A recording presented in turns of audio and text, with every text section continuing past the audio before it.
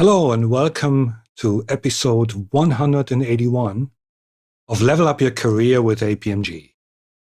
Welcome to 60 minutes of live Q&A where your questions drive the show. My name is Stephan Brendel, and on behalf of APMG, I am your host today. My colleague Adriana is present in the LinkedIn and YouTube chats, so please let us know your name and the city from where you are joining. She will post a link for you to vote up the questions that you would like to see being answered, and of course, for you to add your own. If your question is selected, your name will appear in the credits at the end of the show. So get yours in early and stay with us to see that happen. Today we're going to discuss how to become a PPP, a public-private partnership specialist. Well, imagine a world where governments and business hold hands and infrastructure dreams come true. PPP specialists bring together businesses and entrepreneurs for cooperation. Now, how does that look in real life? Let's hear from our panel of experts who work across industries and time zones and who will provide practical examples, insights, and hints about why PPP specialists are turning collaboration into the golden gates of progress. Sounds interesting? Well, then let's get started and meet our panel. Hello, panel. Hello.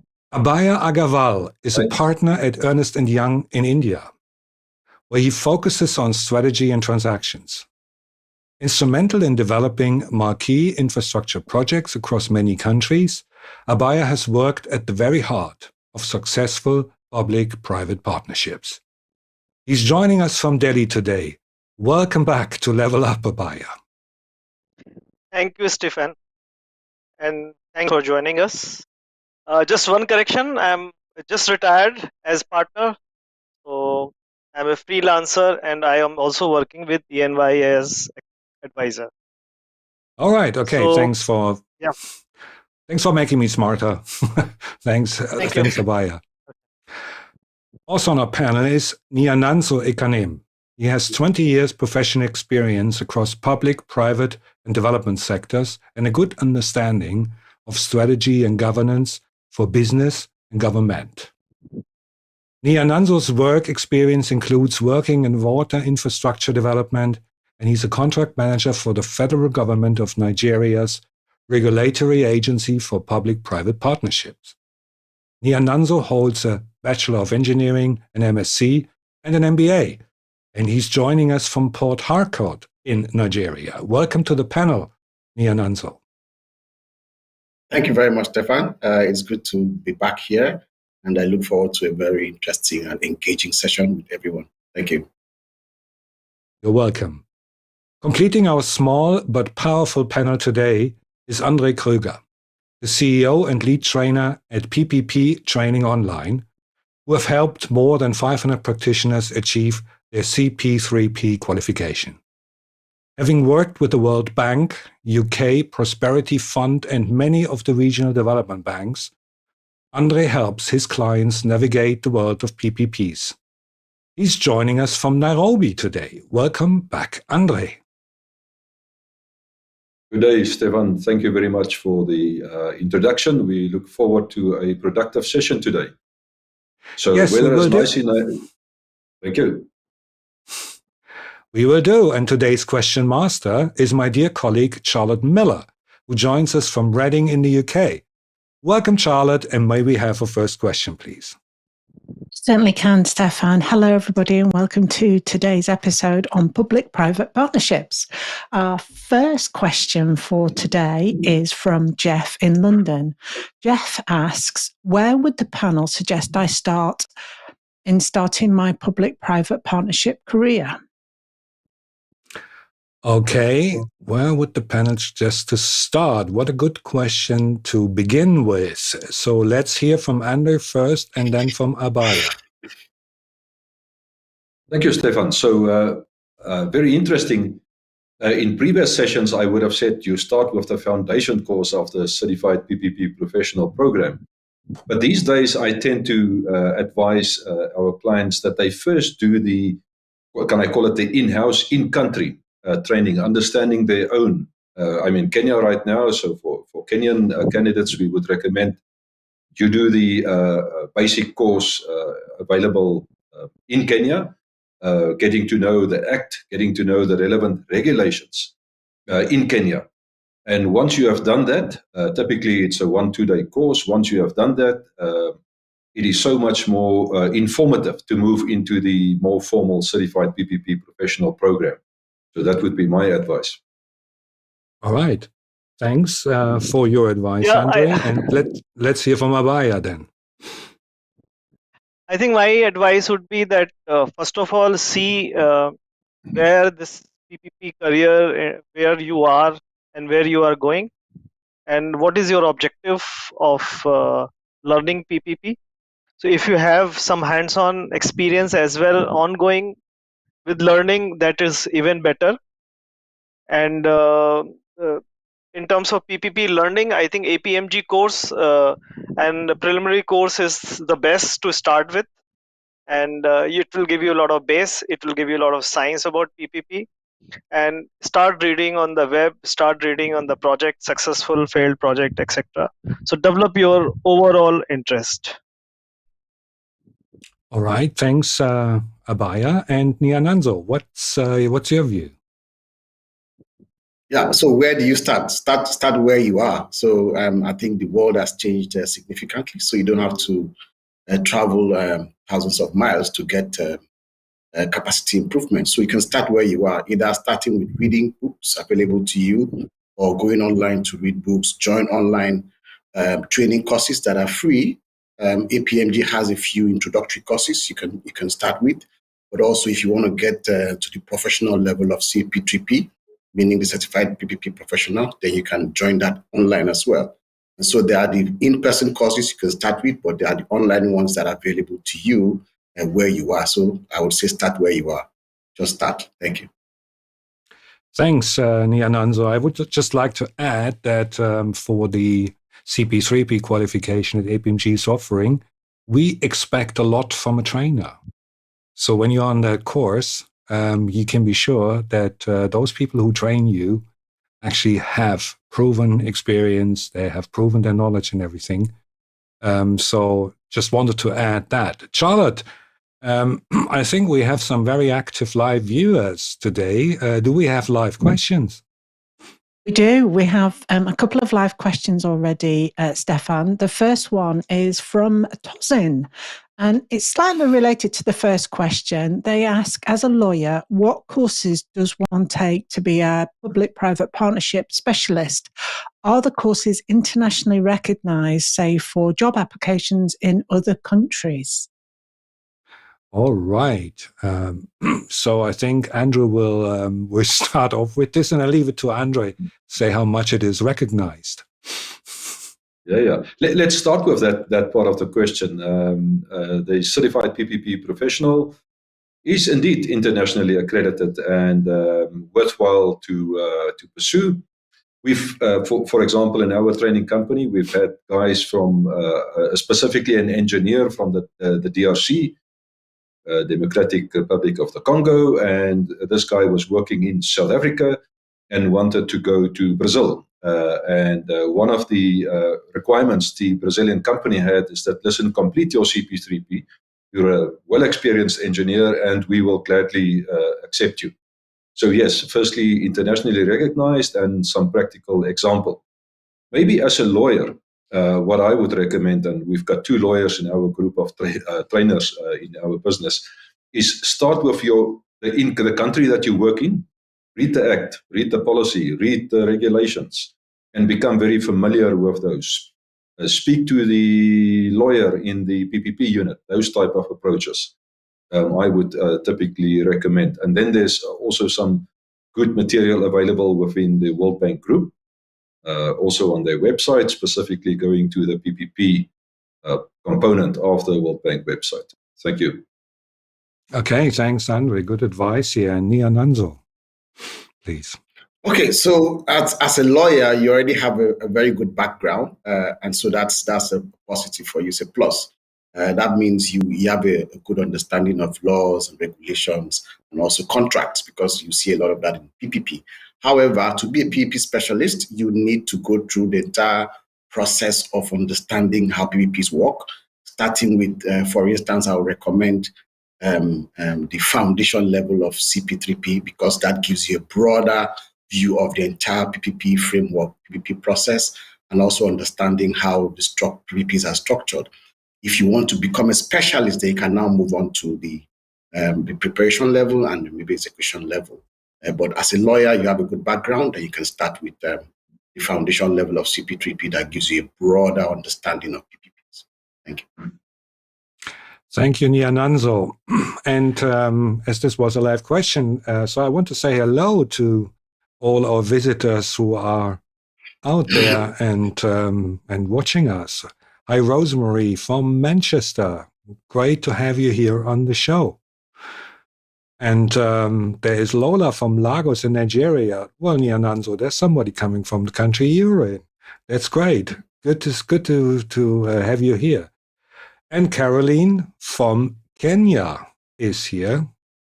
So happy to have you all here in the show. I hope you enjoyed the rest. I think the panel and I, we're going to have fun. And we're looking forward to all the questions that come in. That's what the guys are here for, to challenge them. Yeah, ask them the questions you want the most answered. Okay? Charlotte, please, let's go to our next question. Thanks, Stephan. We've got another question from, excuse me on the pronunciation, Abhaya. What is the distinction between a CP3P professionalism and an IP3 qualification? All right. I think we have to clarify a few terms here. So I wonder, panel, who wants to go first with this? I don't see any hands up. So visitors, you have to know I gave them not the warning that I will pick somebody. So I will start with Nyananso and then come to Andre. Okay, so I mean, IP3 is Institute for Public-Private Partnership, and it's like a company. It's a company that delivers PPP training, and so when you complete IP3 training, you can get a certificate. Now, for IP3, they have units you gain over a number of trainings, and so those units build up for you to become a PPP professional, right? So you do a number of trainings and you gain units, and you now become a PPP professional. However, for CP3P, which is the Certified Public-Private Partnership Professional, is the APMG certification program. It means you go through training and you take an examination, and if you pass the examination, you get a certificate. And these examinations have 3 levels: the foundation, preparation, and execution levels. So if you pass all 3 levels, you become a certified as a CP3P, a Certified PPP Professional. But for each level, you get a certificate. It means for foundation, you get a CP3PF. It means CP3P Foundation. For preparation, you get for preparation as well, and for execution, the same thing. All 3, you become a CP3P. That's just the difference. Thank you. Thanks, Nyananso. That was quite clear. Andre, we would like to add something. Yeah, we've got a practical example. Recently, we did training in Malawi for the PPP unit, and some of the PPP unit staff were already qualified using IP3, but they told us that IP3 has been sold, that they are not really at this stage active in the market. And at the end of the courses that these guys took, they commented on the comparison between IP3 and CP3. And I think maybe the value in that is that you look at PPP type transactions, processes from different viewpoints. So for these guys in the PPP unit in Malawi, it was beneficial to firstly do the IP3. Unfortunately, you don't get recognition in the CP3 space, but still it was very beneficial for them then now to go through CP3P, and they say that having had that background, they are in a much better position now to fully develop projects and understand even better the PPP markets. Thank you. All right. Thanks, Andre. And Charlotte, can we go next? See what questions we have. We certainly can, Stephan. We've got lots of live questions that are coming in. The next one is from Carolyn. And Carolyn asks, I have a public-private partnership certificate from the World Bank Group in 2015. Where would I start with that? So 2015 World Bank Group Certificate. Nyananso seems to have the answer on this one. So I like it when they say, where will I start with that? Just start where you are. So a World Bank certificate from PPP, I mean, those are online programs and some of them in person, but the World Bank has been offering free training, and that's been very, very helpful. But it gives you the basic understanding of PPPs. And now if you want to get into the specialist area, so if you want to become a PPP specialist, then you have to up your game and go ahead to do the CP3P program. With the World Bank PPP certificate in PPP, it's good because I think I've done that course. It gives you case studies, it gives you a clear understanding of PPP framework and where the bank comes in to support countries in terms of developing their PPPs and all that. However, to get the structured approach to PPPs and also understanding the different levels of foundation, preparation, and execution of PPPs, then you have to go ahead to do the certification program by the APMG CP3P. Thank you. Yeah. Thanks, Nyananso. And that's the title of the show is How to Become a PPP Specialist, and that's exactly what you highlighted, how to get there. Yeah. Thanks. Charlotte, let's move on, please. Thanks, Stephan. We've got another live question, and the next live question is from Danleon, and they ask, which career stream would a public-private partnership certification lend itself more to procurement, legal, or infrastructure policy? It seems to be a use it or lose it skill set. Wow, interesting, Dalami. Yeah, well, would it be a use it or lose it skill set? Let's hear from Abhaya first and then from Andre. I liked it, that use it or lose it skill set. And another time, use it to sharpen it. And so in terms of PPP certification, I think it gives you a kind of overall expertise. If you have done all three courses about PPPs, what kind of PPPs, how to prepare a project for PPP, how to procure, and how to monitor the project.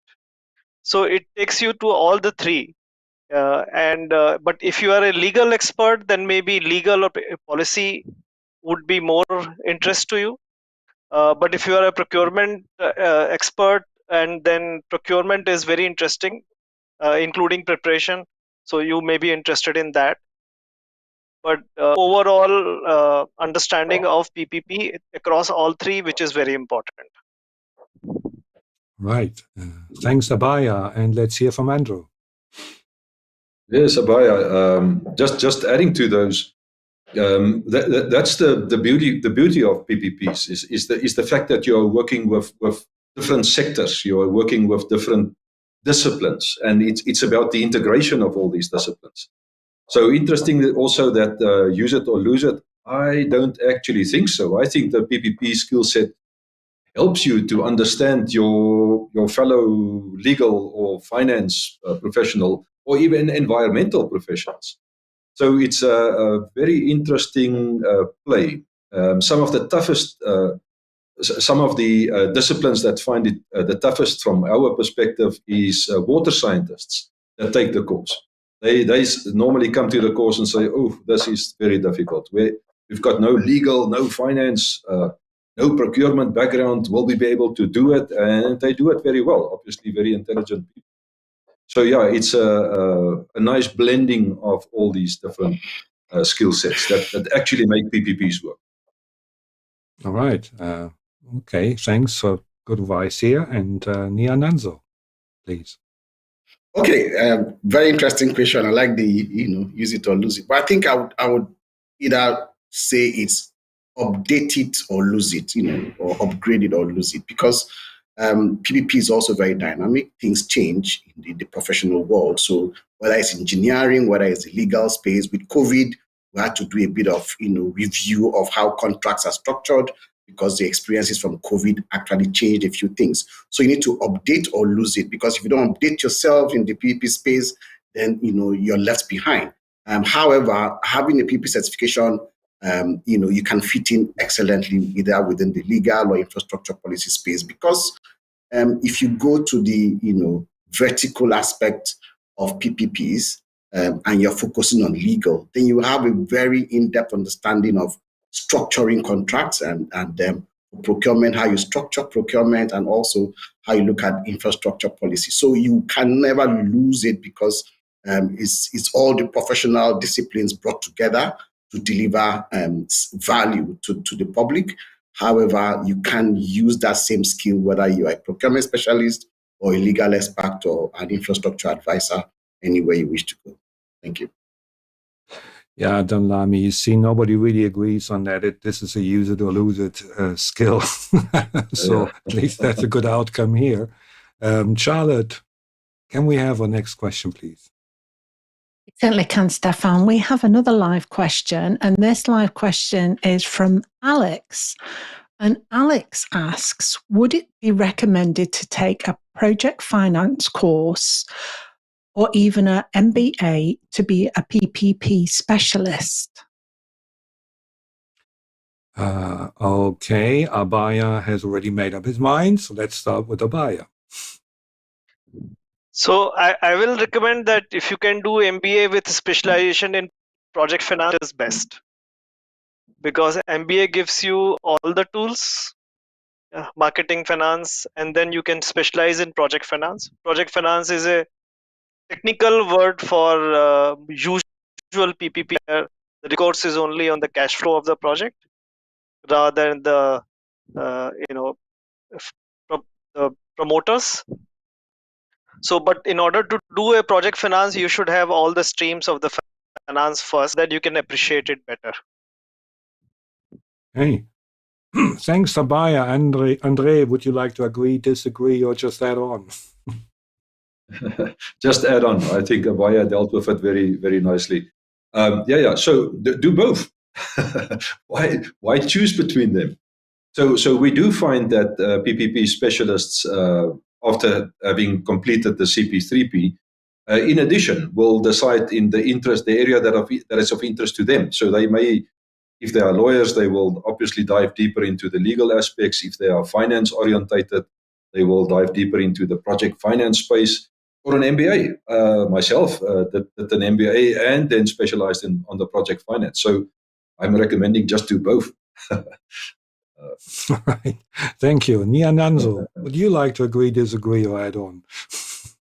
Oh, just to add on, I agree. But I think importantly, please, these preliminary courses shouldn't be a barrier, because from experience, we've seen, I can give a good example. We have someone that's now a CP3P certified that is from the human resources. And so when she started, she was concerned that, look, I don't have the background in legal or finance or engineering, so I don't think I will make it. But we said, look, no, just have the basic understanding of basic education you need to understand and understand projects, understand policies and all that, and you're fine. And so project finance or MBA shouldn't be a barrier to becoming a PPP specialist. However, if you have them, they are added advantage for you to be a specialist. It helps you move faster. However, they shouldn't be a barrier. It shouldn't stop you to becoming a specialist. Thank you. All right. Thank you very much. Charlotte, how does it look like? Have you bypassed the dynamic of the live questions and give them a break and look at what has been submitted before? Yes, we've got a question from Ionis. Does participation in irrelevant webinars count towards becoming a CP3P professional?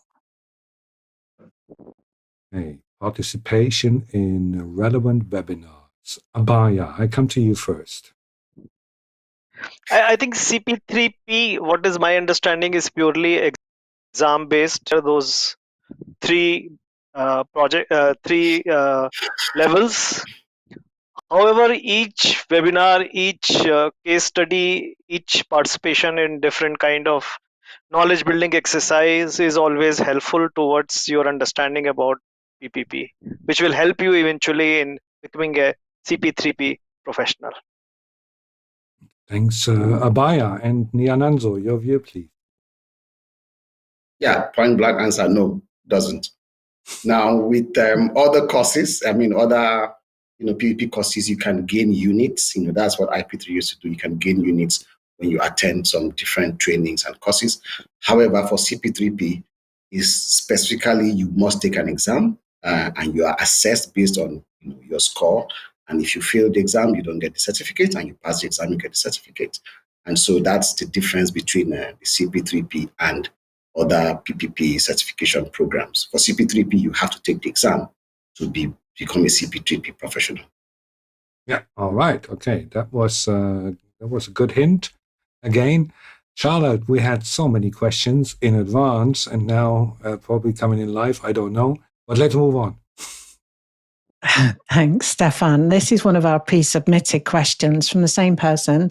My recently graduated colleague has joined our company and wants to know if he's eligible to study for CP3P. Okay, I start with Andre. Thank you, Stephan. Firstly, yes, such a person would be eligible. Would I recommend that personally? I would rather recommend this colleague to maybe just do a bit of work. So I read a recently graduated colleague. So I would recommend that this person maybe do some practical work, get a little bit of experience, and then maybe tackle the CP3P foundation course. So I would caution, but then again, there's nothing wrong. In another situation, we are specifically delivering not a foundation course, but an abbreviated version of that to postgraduate students. But in this case, I would still recommend maybe just hold back a little bit and then go for it. Maybe a year, maybe 2 years. It depends from individual to individual. Great advice here. Very practical. Thanks, Andre. And Nyananso, your view, please. Okay, if your colleague is eligible, yes, if the company approves that, because we can approve eligibility. However, yes, you can't start your CP3P journey from being a recent graduate. But I think I agree with Andre. Having a bit of experience, that way, what you see in the course will not be too strange. But also, there are short courses you can take, just to understand policy, understand regulation, understand contracts. These short courses can be, just hours or 2-3 days courses. Those things can help you build up towards starting your foundation certification program. Thank you. Thank you, Nyananso. All right, let's move on, Charlotte. Stephan, we have loads of live questions coming in. And the next live question that I'd like to ask is from Adi MP. I am a procurement expert. Will PPP strengthen my skill set until I find a specific PPP project to work on? I wondered if it's potential use to me. Well, thanks for the question, Adi. Personally, I would think why not, but let's hear from our panel. Andre to start with, then Nyananso, and then Abhaya. Thank you. That is an interesting question, because PPPs inherently mean it's an alternative procurement methodology. Not everyone look at it from that perspective. So to that extent, I would agree with you, Stephan, is that it definitely enhanced the understanding. And I want to use some practical example again. So what we find getting involved in Botswana, for example, Botswana is busy with 2 very big water projects. And whenever the procurement team becomes involved for the first time, they are so tightly knitted around the traditional procurement models that it's very difficult for them to understand. Obviously, they understand once they have gone through a process. But if you just start coldly with a PPP project, it takes a while before you actually inherently understand the principles relevant, the life cycle costing issues that you don't concern yourself with in traditional procurement.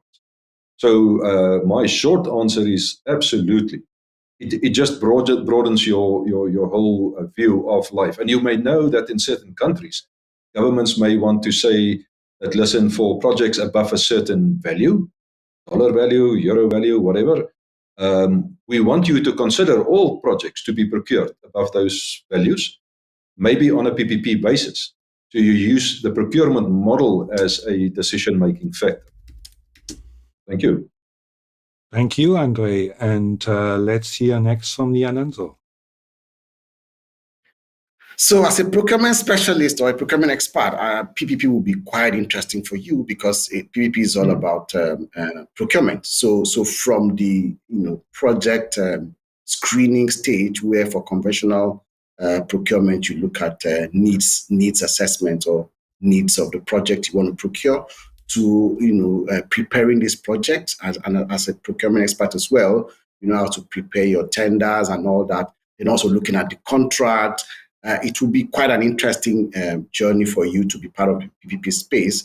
And I can assure you that the skill sets you will gain, because PPPs are a bit more complex compared to conventional procurement of either supply or build only. With PPPs, you now have a build, operate contracts, or build, operate and own contract, or design and build contract. So that makes it a bit more complex compared to conventional procurement.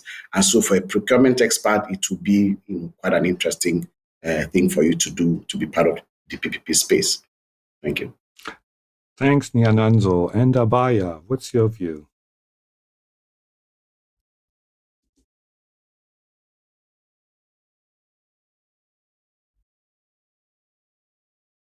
Well, Abhaya, unfortunately, we can't hear you at the moment, so sorry for that. I think, Charlotte, we just have to go on to the next question and keep Abhaya commentary for next round. Hey, thanks, Stephan. We got a follow-up question from Adi, who's just asked the last question.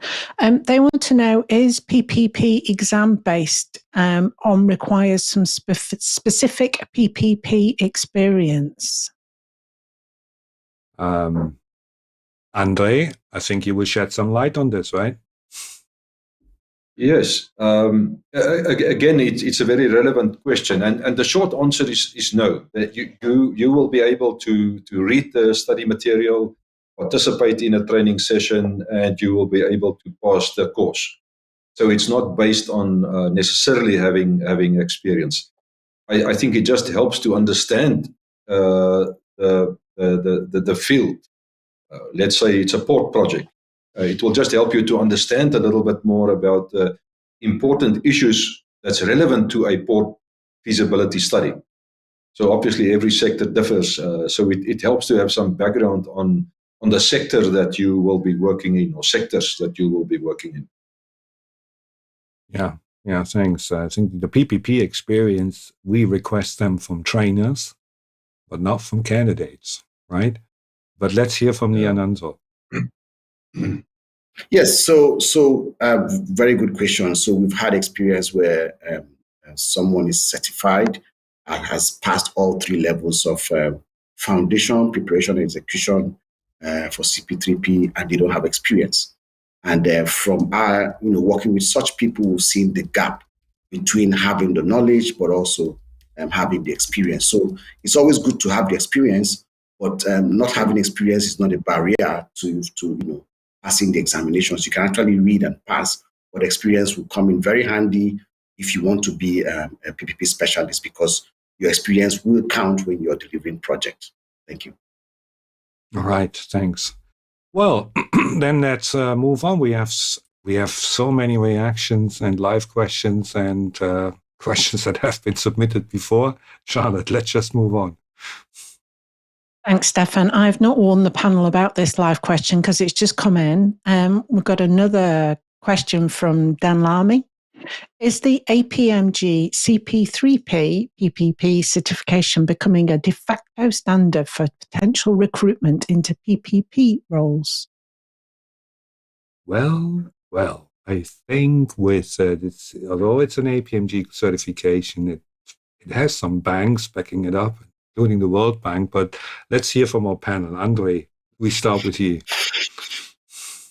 Yeah, that's also a very interesting question. I think international accreditation, more than 10,000 students worldwide. I definitely think that the momentum is building up, and there's more and more people taking the courses, and more governments realizing the importance of having qualified and experienced people in these roles. Thinking about South Africa, what we find is that people coming into the PPP unit of the South African government, they are typically qualified with a master's degree in finance, in legal, environment, engineering, etc., etc. In that space, it is not yet a requirement. The same with Malawi, the same with Botswana, the same with Ethiopia. But I think more and more, some of my colleagues will also do the same, but we tend to focus quite a bit on PPP units when we do this training. And more you will find PPP units upskilling their whole team. And that normally is the sort of the token, the lead for other line departments within government to do that. So in short, I don't think it's there yet, but definitely developing very nicely. Thank you. All right, thanks. So let's then hear from Nyananso. Okay, so becoming de facto standard for recruitment, I would say no, not yet. I mean, using not yet, because it's becoming very, very popular. There are some countries we never thought the CP3P will penetrate heavily and become like the standard for delivering PPP projects. And to be a PPP specialist on a team, you have to have a certification. However, it's very, very good to have the experience, because experience comes in handy when you're delivering projects. But with experience added CP3P certification, then become a very, very good PPP specialist, because development partners or international development finance institutions look for PPP, CP3P specialists to be part of projects, particularly PPP units, because that knowledge of the CP3P entire chain of the CP3P comes in handy when you're delivering projects. However, I would also say experience, comes in very, very handy as well. So not yet, but it's something that's looking like the APMG curriculum is a very, very good knowledge base for PPPs, and all PPP units across the world are appreciating that very well. Thank you. All right. Thanks for shedding some light on this question, Danlami. I hope you're a bit smarter now with this. Abhaya, what's your view?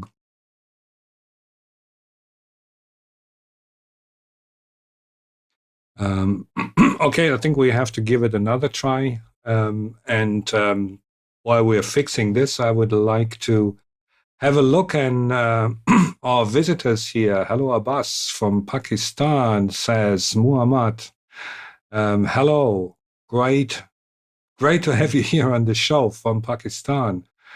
And there's Assad joining us from Saudi Arabia. Many greetings to Saudi Arabia here. We get so many questions from you guys, and we really appreciate you joining that show. Corinne from Benin. Hello, Corinne. Good to have you here. That's what we're here for. We're running this show for you. And it's not just a show. It's actually real, valid content. And we very much appreciate that you take that on for you. Hello, Gerald from Nairobi. Nairobi seems to be dominant place at the moment, with Andrew being in Nairobi. Thank you all, and I think we just move on to our next question, Charlotte. Thanks, Stephan. We've got another question that was pre-submitted from a Dr. Daniel Mogeti Gitti. I am a Kenyan working in the public sector. Do we have local training programs for PPPs, and can we develop local training programs since PPP is key now? Good to hear that PPP is key now. Daniel, I know that there are training companies offering CP3P trainings in Kenya. I think there are 4 or 5. All of you can always find that when you go on the APMG website, look for find a training provider, type in the country, and you see who's offering there. But the question is more than just are there trainings? There's more to that. So I would like to start with Andrew and then with Nyananso. Thank you, Stephan. Yeah, so specifically for Kenya, people working in this space will be aware that the World Bank assisted Kenya to refine the PPP Act that was promulgated December 21. The PPP unit is busy with the regulatory part of it. It will soon go to Parliament to get the regulations approved. So I would guess the first thing to do in the Kenya space is get to know the Act, get to know the new regulations that is about to be promulgated, I hope before year end. And then after that, participate in the CP3P. Just as a matter of interest, we are assisting the PPP unit to develop a PPP program specifically for counties in Kenya. So yeah, so in short, and there are various others also, as Stephan said, that will with the CP3P or even other short courses. I think Nyananso also referred to that earlier on. There's a number of companies that also provide different short courses focusing on different parts of the CP3P or parts of the PPP process. Yeah, thank you. Thanks, Andre. And Nyananso, your view, please. Okay, so I mean, Kenya, it's an active space. PPP is very active there right now, and I can tell you, we supported, working with the World Bank, supported some of the county governments to improve capacity, but also working with the Treasury and the PPP unit to also improve capacity. That was between 2018, 2019, and we met a few people, delivering PPP training in Kenya. And so, yes, there are opportunities for training programs in Kenya for PPPs. However, there are also a few ATOs, that's accredited training organizations in Kenya, delivering CP3P training. So whether it's for basic knowledge of PPPs where it's not certified program, there are people delivering that training. So you can actually want to engage with the PPP unit in Kenya because they have all these contacts they are working with, and that can help your department or your agency improve capacity. Thank you. All right. Thanks, Nyananso. And Daniel, I hope this gives you some more insight and some answers to your question. Let's move on, Charlotte, with the next question, please. Thanks, Stephan. We've got another question from Jeff in London. And Jeff asks, why did the panel get involved with public-private partnerships? Well, that seems to be a question that addresses you guys personally at the panel. Why did you, how, and all that kind of stuff. Very interesting to hear that from you. And we start with Abhaya, followed by Nyananso and then Andrew. I think everybody's journey would be different. So I did my MBA and I specialize in project finance. I got exposed to project financing techniques, etc. And then it so happened that I had started a PPP unit within my company, which was a public sector company, and we handled many road and railway projects. So the interesting thing was, I think I was lucky because got consulting opportunity as well as a developer opportunity to bid for the projects. So, and then after initial working, developing a knowledge on its own or through MBA, then I started learning more through various courses. APMG was the last straw in my hat, which came about 5 years back, though my career started about 20 years back in PPP. All right. So thanks for giving some insight from your personal career, Abhaya. And let's hear next from Nyananso. Okay, so why get involved? I mean, it's obvious. It's the next big thing. I mean, so it's what's happening now is just the best way to deliver infrastructure, bringing in expertise, bringing in the right finance, and also bringing in the right people to have a long-term, sustainable, inclusive infrastructure. So PPPs have shown that we can deliver value to users. I started as an engineer, so I started with the consulting space, joined construction. While working for a construction company, we built an asset, and the owner of the asset said, look, why don't you manage the asset? So that was the first exposure for me, delivering an operation where we get to pay, where we deliver value and we deliver certain levels of service level, and we get paid based on service level. So then I didn't even know about what PPP means, but we're already delivering projects that could be termed PPPs, because we moved from construction and we've now started operating the asset over 5 years and over 10 years. And that was when I built my interest and also experience in PPPs. Now going into working for government and also working for consulting firms or development institutions, that really exposed me to the knowledge and the theory part of PPPs before going into APMG to understand how the curriculum can be done better. And with APMG, it's a continuous improvement process where we basically send in experiences to improve the curriculum. So that's why APMG is quite interesting for me. Thank you. All right. Okay. Thanks, Nyananso, for your insights. And let's hear finally from Andre. Yes, that's a number of years ago, when the world was still not in war with itself. Now, what happened was, I'm an ex-banker. I worked in the banking community literally my whole career. The last 20 years in banking, we spent working in public sector space. We granted loans through our bank right through Africa to state-owned companies, governments, municipalities, etc. I became involved in the credit management part of it. And then in the last 15 years of the bank, I became involved in PPPs. And we had to, in our bank, create a new similar PPP unit, similar to Abhaya in his organizations.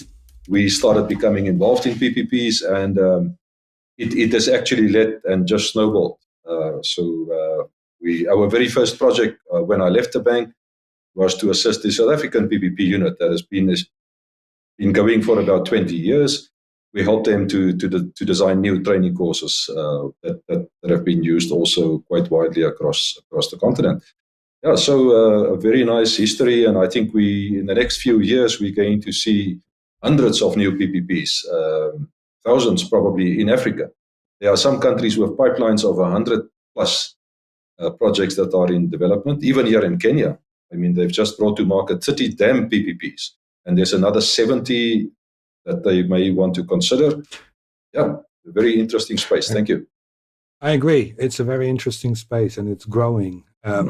We want to move on, and I would like to cover a couple of more questions within the hour that we have. Charlotte, can we move on, please? Yeah, Stephan, the next question is from Sven Cantor. Where do PPP fail the most? All right. Short answers, please, panel. Start with Abhaya and then followed by Nyananso. I think unrealistic risk allocation is the primary reason, and that could lead to, say, enhanced understanding of revenue either on the government part or private sector part. And then the risk of financial closure not happening or irrational bidding, and a lot of legal and contractual litigations which can happen because they were not taken into account from the beginning. Thanks, Abhaya. Nyananso, where do PPPs fail the most? Where they are badly prepared. So if you poorly prepare your project, they will fail. That's it. All right. Thanks. Thanks for that. So Sven, hope that covers your question. Charlotte, we have time for one more, I think. Thanks, Stephan. We've got our final live question, and we've sort of covered this, but some of it we've not. So the question is from Juliana. What preliminary steps in terms of study resources, skills, communities to join, etc., can I take to prepare myself for a career as a certified PPP specialist? All right. Panel, you can please keep this short as well. Andre, let's start with you. Yes, maybe at a very basic level is start reading, and I assume you are reading, so maybe extend the reading and focus on PPPs. It's amazing what the huge volume of material available regarding PPPs, sectoral PPPs, is available worldwide. But maybe the easiest one is go to the World Bank blogs. and you will find a very rich body of knowledge. Thank you. Thanks, Andre. And then Abhaya, please. Yeah, I agree with Andre. So, go through library of case studies, what kind of projects, how they were structured, whether they were successful, not successful. World Bank, Asian Development Bank, African Development Bank. There are rich libraries of projects and material. And then you can also, the APMG resource material is really interesting, very easily drafted, and you will like to read it. Okay, thanks very much. And let's finally hear from Nyananso. So in terms of skills, I mean, I've told someone recently, look, it's a multidisciplinary space. Even if you're a political scientist or a microbiologist, you've got a role to play in PPP projects. And so you can find yourself in there. In terms of engagement, there are quite a number of forums online, whether on LinkedIn or whether on Twitter. You can join these forums, either APMG or the World Bank or PPIAF or IFC. That there's several platforms about PPPs that you can join and start learning. But also there are online courses, short courses that you can start learning that are free, and that can start building your career towards becoming a certified specialist. Thank you. Thank you, Nyananso. Thanks, panel. And thanks to everyone so far. It's time for closing remarks. So what is it that you still want to tell our viewers, what we couldn't cover, and also keep that short, please? And I start with Andrew. So what to add? I think we've had a really rich discussion. Maybe for those that are starting new in this PPP sector, is start reading, take up your studies, dive into a project. There's a huge shortage of project managers. So governments typically, when they want to develop a project, they need to appoint a project team. There's not enough people going around on the continent, African continent, if I can just stick with that for the moment. There's not enough contract managers to oversee these projects over the life of the projects. So very important, maybe we say just do it. Thank you. All right. Thanks, Andre. And Abhaya, would you like to agree? Yeah, I agree, Andre. And but I will say that if you're really beginner, I think some of the sites like UNSCAP has very interesting training, which is kind of cartoon based or similar linear sketches, which explains the concept in a very simple terms, and then just keep on building upon it. And live project cases will really make you interested in this field. Thanks, Abhaya. Nyananso, your closing remarks, please. Yes, just to say that you can start where you are. You can start with what you have. You can start with the access you have, whether it's Twitter, whether it's LinkedIn. There are several platforms you can start learning, whether it's going to the World Bank side or APMG side. Look at short courses, look at introductory courses, and that can just begin your journey. Because the first thing about PPPs is having the interest. If you don't have the interest, you need to be clear on that early on. But if you've got the interest, then you can just start, and that will build up. Thank you. Thank you. Thank you all. Charlotte, that was a dynamic show, wasn't it? What's your closing remarks? It was a fast and a furious show, Stephan. We've not asked or answered so many live questions before in a show, and we do have to apologise. We didn't get through all of the live questions, but we will ask them next time. Thank you to our panel. Thank you to our audience. Couldn't do it without you. So thank you very much. And I'm pleased to have a rest from saying PPP now. Yeah, right. Thank you very much. Thanks, panel. And also thank to all our producers, which is you out there. You are our producers because you're producing these questions. You've done a great job. And like I said earlier, watch out for your name in the credits when your question has been selected.